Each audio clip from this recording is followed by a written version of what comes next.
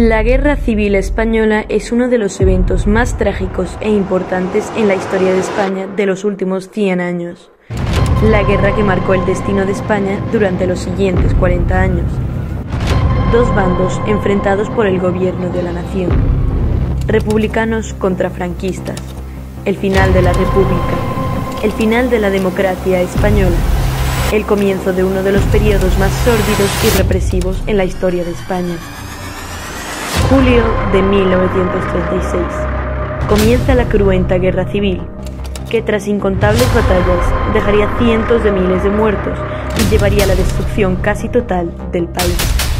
Con el fracaso del golpe de Estado, se consolida la división del país en dos bandos que luchan por mantener el control.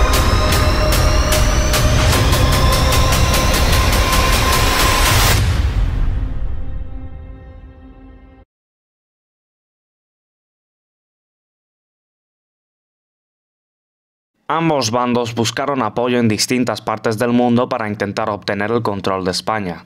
Aunque la República buscó la ayuda de las potencias democráticas, no recibió respuesta, ya que éstas decidieron mantenerse neutrales en el conflicto, debido mayormente al pacto de no intervención organizado por Francia.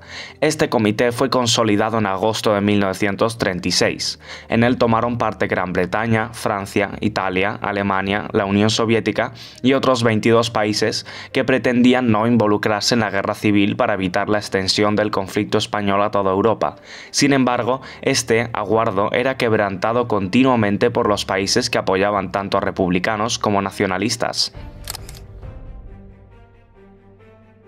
Una de las únicas naciones que apoyó de alguna manera al bando republicano fue la Unión Soviética, que basándose en que estaban ayudando a compañeros comunistas, enviaron armamento, 1000 aviones, tanques y participaron en la formación de las brigadas internacionales, 60.000 voluntarios de distinto origen e ideología, por lo general de izquierdas, que tenían como objetivo exterminar el franquismo. Pero estos apoyos supusieron una enorme pérdida de divisas para España. A cambio de las ayudas, la Unión Soviética reclamó el oro del Banco de España, obteniendo así esta recompensa el nombre de Oro de Moscú. Aparte de la Unión Soviética, México también apoyó a este bando, aunque solo fuese enviando municiones y fusiles al bando republicano. Volviendo a los países que no siguieron las reglas del Comité de No Intervención, tenemos a Alemania e Italia, que apoyaron al bando sublevado. Los franquistas recibieron mucha más ayuda que los republicanos durante la guerra. Mussolini, desde la Italia fascista, envió 700 aviones, 1000 carros de combate, 80.000 voluntarios, destructores, submarinos, el Corpo Truppe Volontaire y su aviación legionaria. Por otro lado, Hitler envió la Legión Cóndor, su fuerza aérea, cañones, carros de combate, ametralladoras y camiones. Esto lo hicieron para probar los nuevos modelos de armas y tácticas. También llegaron voluntarios de Portugal e Irlanda y el ejército norteafricano.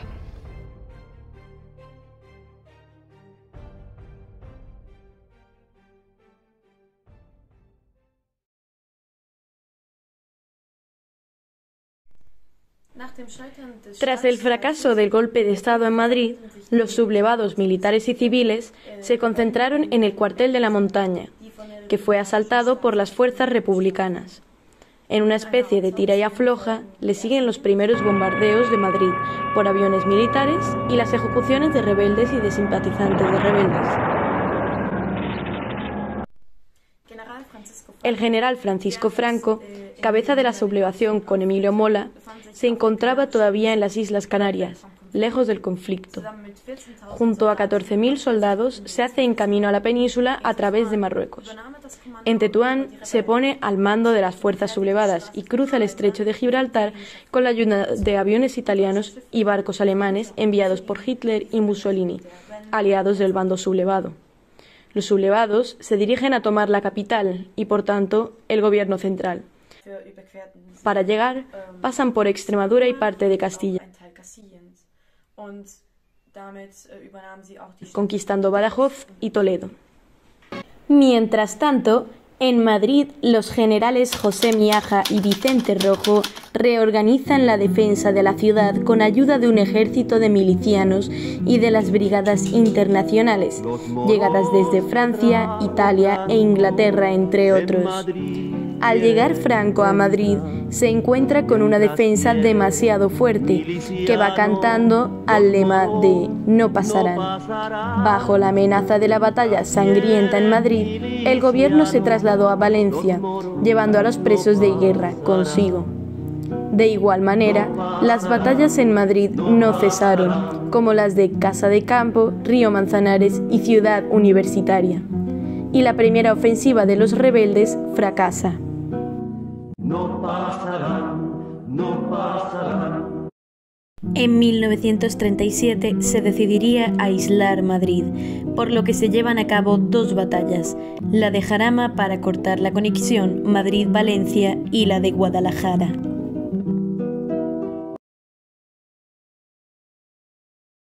La conspiración contra el Frente Popular también se produjo en Andalucía, ya que al levantamiento del 18 y 19 de julio de 1936 se sumaron las guarniciones militares andaluzas en Sevilla, Jerez, Algeciras y Cádiz, entre otras provincias. Sevilla, Córdoba y Granada fueron controladas al cabo de unas horas por los sublevados al mando del general Queipo de Llano. Sin embargo, el levantamiento fracasó en Málaga gracias al político Martínez Barrio, que bajo presión consiguió mantener el orden, convenciendo a los sublevados de que volviesen a sus cuarteles. Las zonas rurales andaluzas no fueron controladas sino antes de la llegada de las tropas de África. En las siguientes semanas cayó la región del Bajo Guadalquivir y la provincia de Huelva.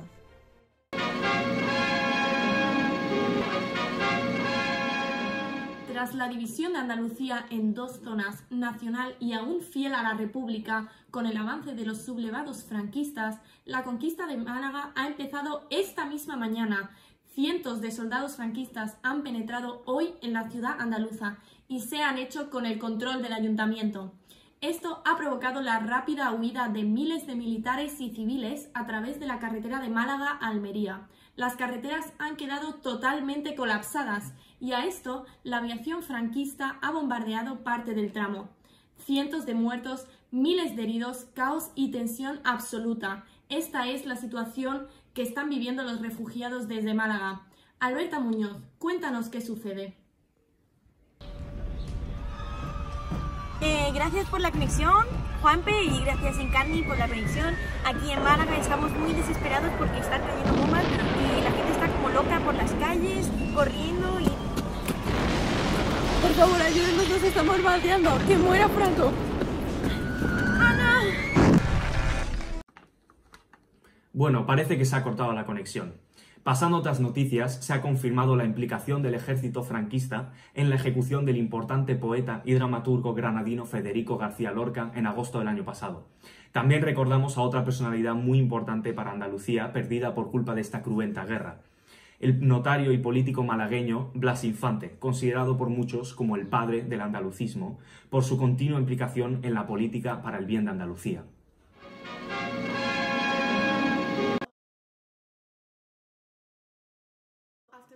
Tras serle imposible a Franco tomar Madrid, él decidió pasar a una guerra de desgaste por el norte, una zona de gran interés económico por recursos mineros y siderúrgicos. Desde agosto de 1936, San Sebastián ya era una zona sublevada, pero la franja minera cantábrica todavía se encontraba en poder de la República. Entre abril y octubre de 1937, las tropas del general Mola ocuparon la zona entre el País Vasco y Asturias. El 26 de abril de 1937, la Legión Cóndor alemana bombardeó la localidad de Guernica, un hecho muy trágico que se convirtió en un símbolo de horror y provocando así el primer bombardeo sobre población civil de la historia. En junio, Bilbao fue ocupada por las tropas sublevadas, ya que el llamado Cinturón de Hierro se había roto. El gobierno de la República intentó descargar fuerza militar sobre la zona norte, dándole paso a las batallas de Brunete, junto a Madrid, y a las batallas de Belchite, cerca de Zaragoza. Sin embargo, no logró evitar la conquista de las tropas franquistas en la zona cantábrica. Por esto, la República aquí también tuvo que fracasar. Tras la conquista del norte y con el objetivo de alcanzar el mar Mediterráneo a través de Castellón, en la Comunidad Valenciana, Franco concentró sus tropas en la ciudad de Teruel, que tras una ofensiva sorpresa del gobierno republicano sería recuperada, pero no durante mucho tiempo, ya que el bando franquista recuperaría la misma hacia principios de 1938. Franco apostó por redistribuir sus tropas en la provincia de Teruel y en el norte de Huesca, a la vez que su ejército penetraba en Cataluña y en Levante. Dicha redistribución comenzaba su plan de conquista de la comunidad autónoma completa, conocido como la Ofensiva de Aragón. La ofensiva de Aragón fue un importante episodio de derrota para el bando republicano, que al dividir al mismo y aislar Cataluña, prácticamente confirmaba su derrota de forma anticipada. Este comenzó con éxito en marzo de 1938 en Vivel del Río, Montalbán y Alcañiz, al retirarse de inmediato el ejército republicano. Pocos días después, los sublevados ya penetraban en Zaragoza con la conquista de Caspe, que cayó tras 2 días de batalla, con lo que también finalizaba la primera fase de esta ofensiva. En las siguientes semanas, los sublevados tomaron con facilidad las provincias de Huesca y Zaragoza, dadas las ventajas facilitadas por el terreno.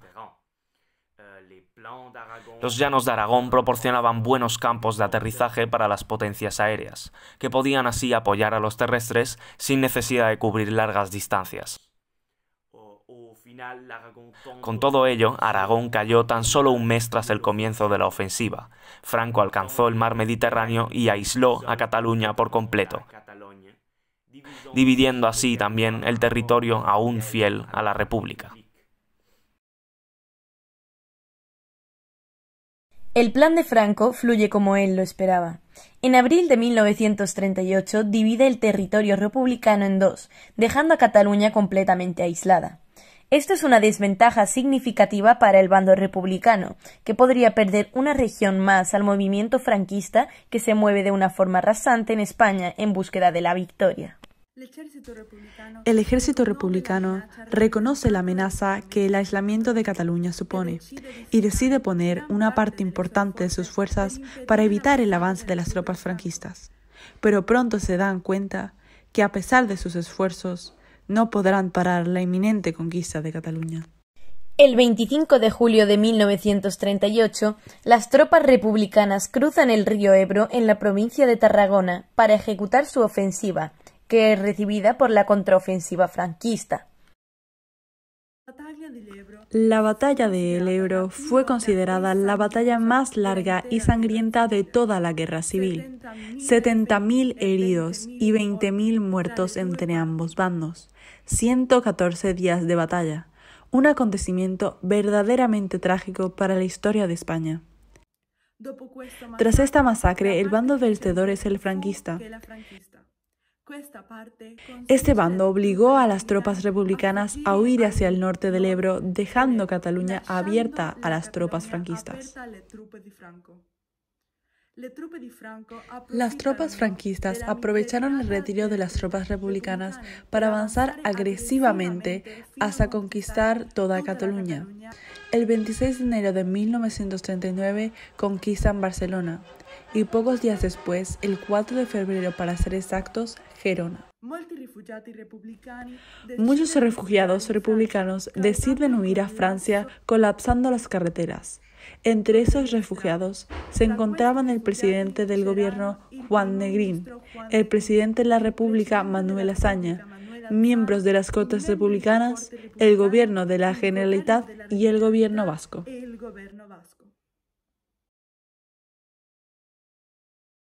Tras la caída de Cataluña, los sublevados se dirigen al único territorio republicano que quedaba, Madrid, para completar el asedio que llevaban preparando durante estos años.